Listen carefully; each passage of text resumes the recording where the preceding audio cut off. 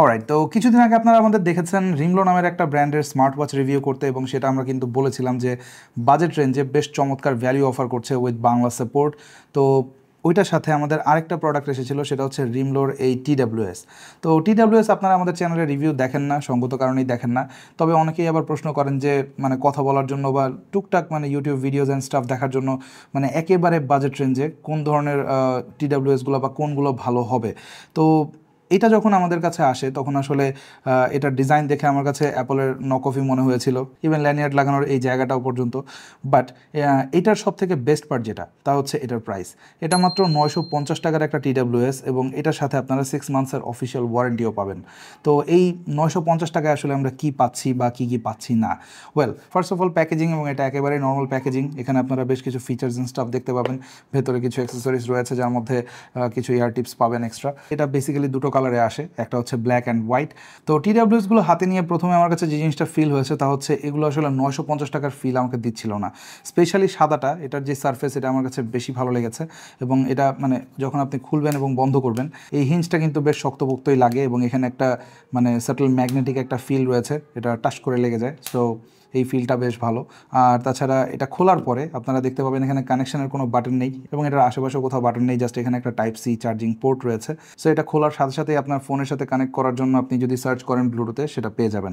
আর TWSগুলোর কথা যদি বলি, ইয়ারবাডসগুলো, এগুলো বের করতে বা ঢোকাতে কোনো রকম সমস্যা হয় না। ইউজুয়ালি আমরা অনেক বাজেট রেঞ্জের ইয়েতে দেখি, TWSে দেখি যে কেস থেকে বের করা কিন্তু একটা হ্যাসেল, কারণ এই জিনিসটা একটু লিন হয়ে থাকে, যার কারণে বের করতে খুবই কষ্ট হয়। বাট এটা কিছুটা মানে আউটার পোর্শনে রয়েছে, যার কারণে এটাতে আপনি এরগোনমিক্যালি খুব একটা সমস্যায় পড়বেন না এক হাতে বের করতে।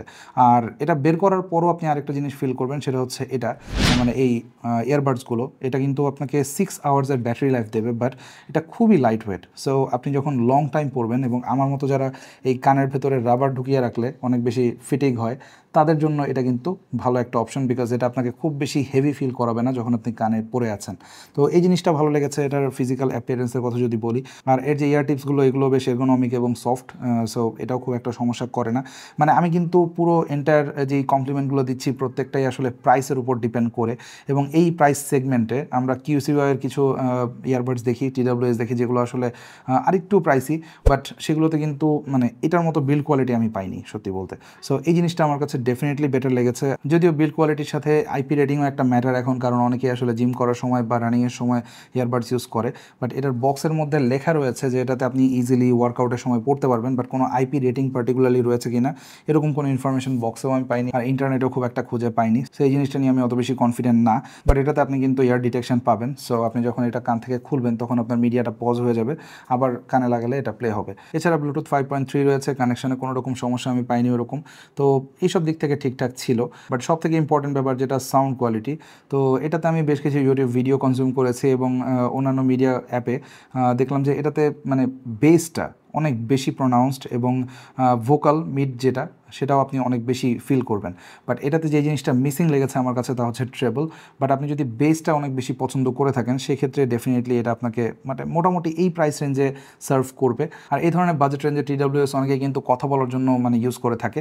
তো কথা বলার ক্ষেত্রে এটা আপনি চাইলে সিঙ্গেল ইয়ারও ব্যবহার করতে পারেন, বা ডাবল একসাথেও ব্যবহার করতে পারেন, এবং এটাতে নয়েজ ক্যান্সেলেশন রয়েছে। সো আপনি যদি আউটডোরেও থাকেন, এটাতে কথা বেশ ভালোভাবে শোনা যায়, এবং আপনি একটু লাউডলি কথা বললে আপনি যার সাথে কথা বলছেন সে আপনার কথা একেবারেই ক্লিয়ারলি শুনতে পাবে, কোনো রকম সমস্যা হবে না।